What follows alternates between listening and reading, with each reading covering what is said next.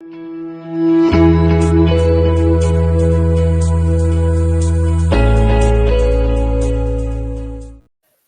to Brilliance Business TV, conversations with leading experts in business. I am your host, Mark Stephen Pooler. We have a wonderful guest today, Lidia Kuleshnyk. Now, Lidia is a really good friend of mine, also an incredible client, and she has an amazing book launch coming up, which I'm really looking forward to discussing, but also to talk about all of her healing work, which is incredible as well. So stay tuned for that. We are streaming live on Facebook, Twitter, Instagram, LinkedIn, YouTube. We're also on the E360 TV network under Fresh Takes, going out to Apple TV, Fire TV, Android, Roku, and many more. We're also on Business Innovators Radio Network. We're also on mspnewsglobal.com, and we're also hosted on Global USA Radio and Television Network as well. So after that big mouthful, let's bring in our incredible guest, Lidia Kuleshnyk. Lidia, welcome to Brilliance Business TV. Well, thank you, Mark. It's such an honor and pleasure to be here with you today and have another conversation. You're a great conscious leader of our time, and I look forward to discussing what's happening in the world and in terms of our big paradigm shift that we're all going through and how horses are a part of that. Well, we're looking forward to hearing all about that. So let's get started with question one. Please share with our audience a little bit about who you are, the work that you do, and what your chapter, The Divinity of Horses, is about in your newest book collaboration by Soulful Valley Publishing, Evolving on Purpose, Co-Creating with the Divine, that is launching on Amazon on August the 30th. Well, thank you, Mark. Yes, I was inspired to write my chapter called The Divinity of Horses. As you mentioned, in Katie Carey's Soulful Valley Publishing, amazing new book, Evolving on Purpose, Co-Creating with the Divine, because I've always had a spiritual relationship with horses, and horses have guided me on my life path from a very young age. I was actually born with deformed internal organs and was chronically ill as a child. And when all hope was lost and doctors had no more resources to help me, I received messages in dreams from spiritual beings I started at the age of 10. And I was also very connected with nature and would spend time in nature and with animals and with horses. And then as I progressed through life and was healing my chronic health conditions, and then in my late 20s, I went into a deep cocoon of healing. And that was when the horses came to me very clearly and started giving me messages about how to heal myself and which modalities to use and how to direct my life forward. So I do have a background in international environmental policy. I was a climate change specialist over 30 years ago when no one knew what climate change was, and also a mental health therapist.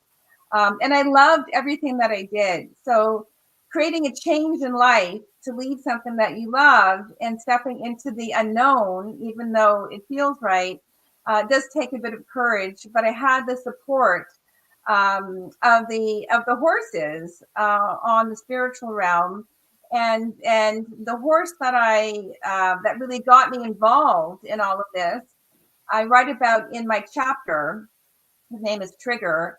And he came to me in dreams, and he is now my logo for AponaHealing.com. And so he's radiating out his light to everybody through the logo. And so the horses guided me into my holistic health work with clients. So I have a 25-year background of helping clients resolve their chronic health conditions. And then that's evolved into high performance wellness coaching. And then we also offer Equine Healing Retreats at my ranch in beautiful Rideau Lakes in Eastern Ontario, Canada. And then we also offer retreats for personal development and self-discovery with my signature program, Hidden Buddha, The Journey of Self-Discovery. Well, what you touched on there is so, so true, that it does take courage to step out into the unknown, Lydia, because it's really scary when you're going into uncertainty, but you have to become comfortable and trust and have faith, don't you? Well, Around uncertainty, and really follow your heart. Well, yes, and that this is the time on the planet when many of us are connecting more with our inner self, with our heart, with our spiritual aspects, and we're evolving from an intellectually based paradigm where we've sort of honored the intellect and the mental aspect above all else, and starting to integrate the other aspects of who we are. So there's the physical, mental, emotional, and spiritual aspects of who we are.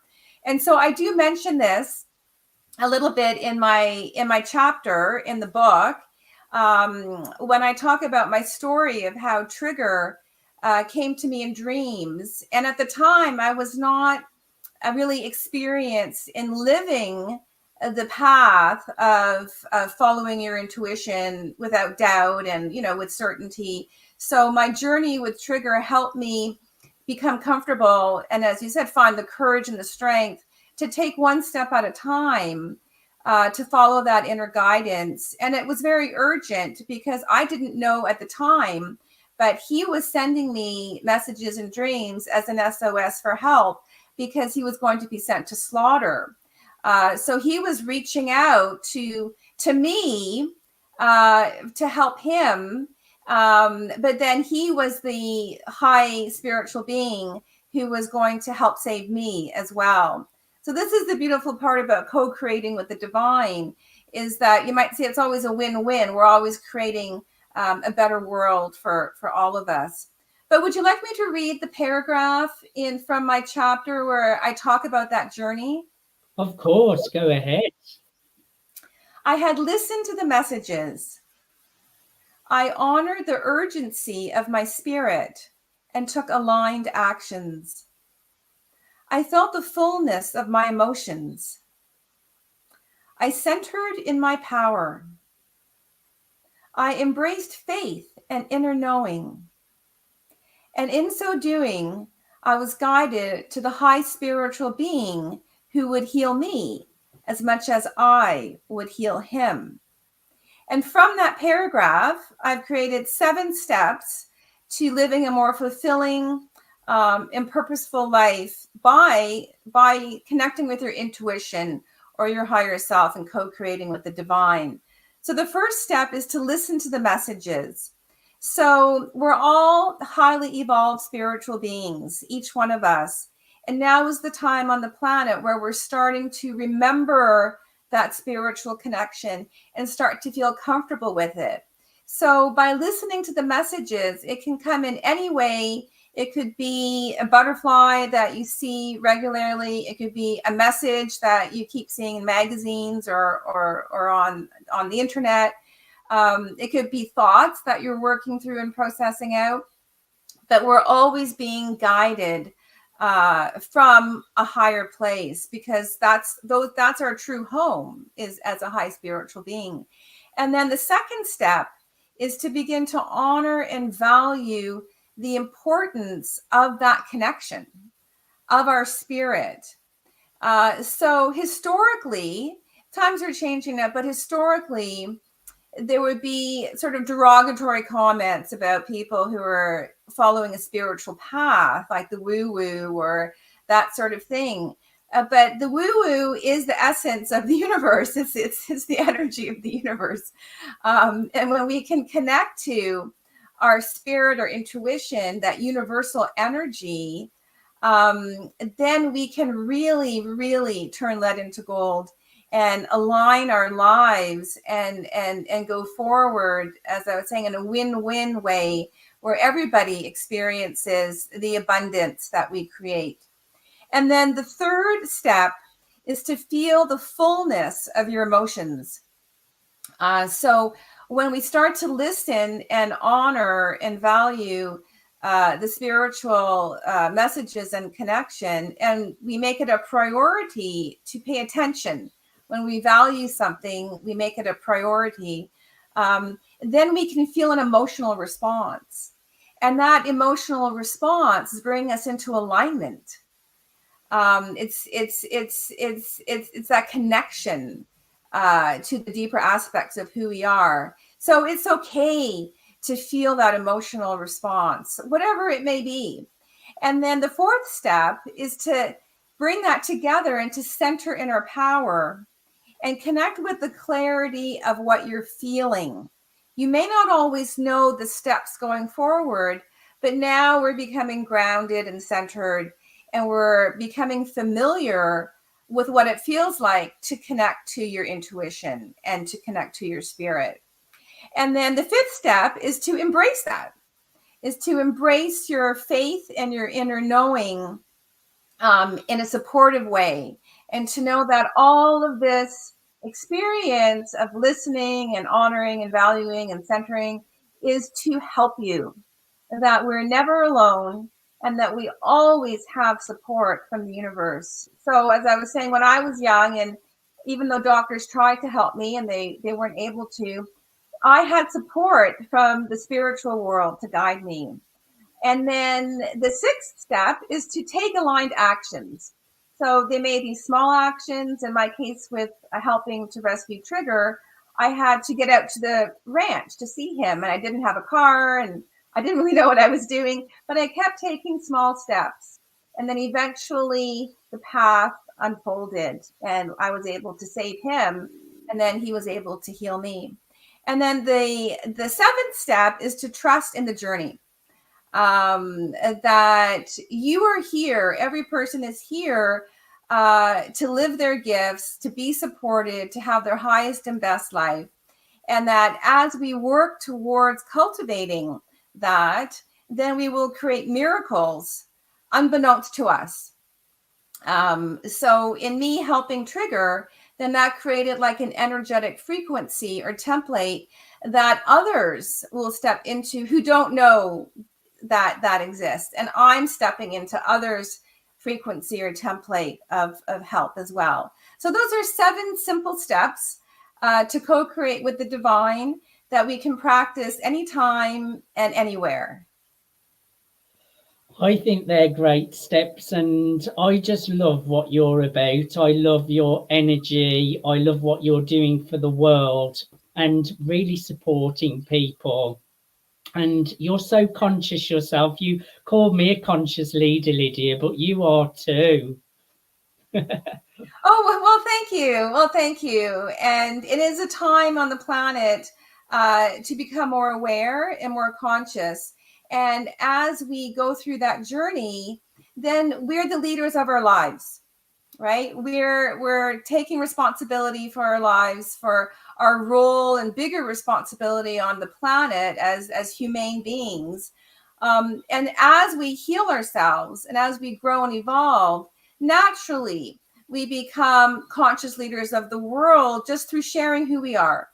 It doesn't mean you have to be a political leader or an economic leader, but we're each powerful spiritual beings meant to be here and to share and support others. Just tell us a little bit about the work you do with your clients, Lydia, so people get a feel for how you can support them as well. Well, sure. There are those 4 pathways that bring together my 30 years of experience in supporting clients. And so the one pathway are the Equine Healing Retreats and Equine-Assisted Therapy at my ranch, where we unite with horses in stillness and silence, and we breathe. And it's like a meditation, but if you're not comfortable with the word meditation, then we just become like the empty vessel and stand with the horses. And this helps to activate that 7-step process that I just went through, where we can start to hear our own inner voice and what comes up for us. And the horses create an incredible sacred space of unconditional love and support for us to do that. And then I've also have over 30 years experience in Reiki energy healing and macrobiotic healing foods which I was guided to when I was in my deep healing to save my life. And then I was guided to share that in my Apona healing method. So I've supported clients going through difficult circumstances, chronic illness, and now through coaching to help clients develop that awareness in a step-by-step process to get to the next level of their personal development, to manage energy and stress, and to be able to be what I call centered in your core energy, connected to your essence and power, and conscious of who you are and how you'd like to live. I love that. And so who is the book ideal for, Lydia? Who is the perfect person to get a hold of this book when it launches on the 30th? Well, it's a magnificent book with many wonderful authors who share their stories of co-creating with the divine, and that we're all evolving on purpose. So for anyone who is interested in healing and personal growth and getting to the next level of your potential through being inspired and by learning tools that the authors have to share, because we're all on this, planet together, and we'd like to support each other at this pivotal time in human history to heal, grow, and evolve. So if you're interested in personal development and in healing and connecting with your spiritual essence, with the divine energy of the universe, then this is the book for you. And that brings me great to what I actually wanted to ask you next as well. You talked about listening to your intuition and your higher self or subconscious mind. People have all different ways of saying it: source, God, universe. But often at times, we all have two voices, don't we? We've got the intuition and the higher source, but we also have ego as well, which can come in and sabotage things. How do you distinguish between the two? Because sometimes I've listened to my ego and taken action knowing I shouldn't be taking action, and I've knew it's my ego and I've still done it. So how do you know it's your intuition is my question. Well, that's a bit of a process. It's just like learning how to ride a bicycle or something. You need training wheels, for a while until you can just go on your own. But it's very much what you just explained, is that even though your intellect or the logic is telling you to do something, but you're a bit pulled, and you may not feel quite in alignment. Now, sometimes we do have to push ourselves beyond our comfort zone, to move forward in life. But it's a very internal, subtle energy feeling that you refine over time through your experience. So exactly as you're saying, as you experience things, then you can see the correlations between, was it my mind? And there are healthy aspects to ego as well. Or is it my mind and just pure logic that is not really the best path for me? Or is it the combination of the two? Because we want to use both. We want to use reason and intuition as well. And then we can look back on our lives. I give a very brief example often when I was in university, and all my friends told me to take a certain course because it would be easy and it's an easy credit and it'll raise your grade point average. And I really wanted to take a difficult course. And they said, no, don't do that. And I went against the feeling within me and followed the logic. And it was just an awful experience. I almost failed the course. And everybody else was like, well, why would you do that? Because we think it's easy. But for me, it was the wrong path. So then I learned from that. And I thought, okay, I am not going to do that again, because it's not helping me and it's not helping anyone else. Yes. But as we strengthen our energy, as we strengthen our life force, our core energy is what I call our personal signature of infinite universal energy. It's easier to do that because we're not as influenced by external stressors, by external messages. So our aura is the radiating energy that comes from our core energy. So the stronger our core energy is, or our life force is on the inside, then it's easier to naturally discern and deflect anything that is not in alignment with us.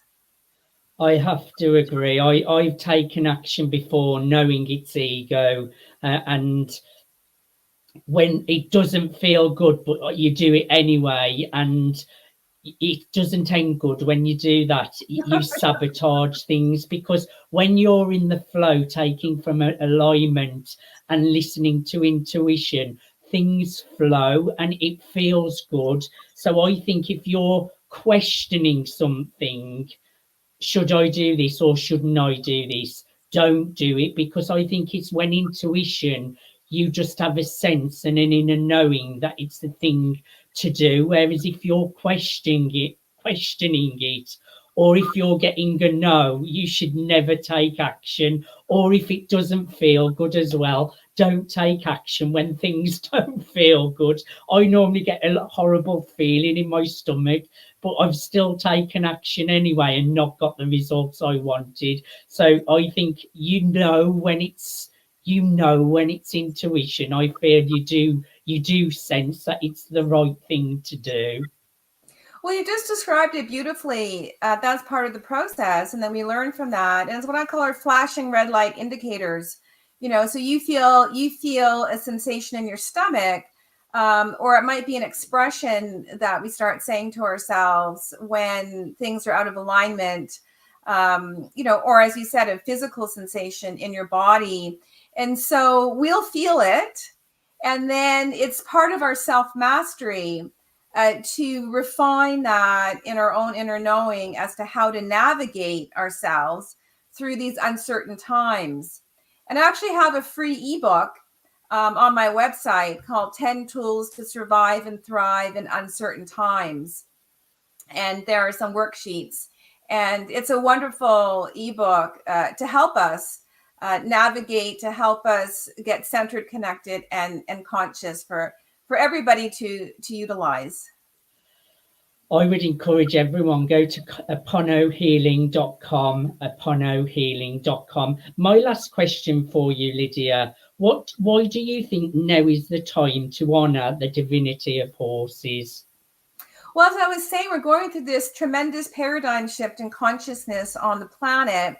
And we're awakening to our own spiritual connection and the spiritual connection of all of life, of honoring life and of the animals.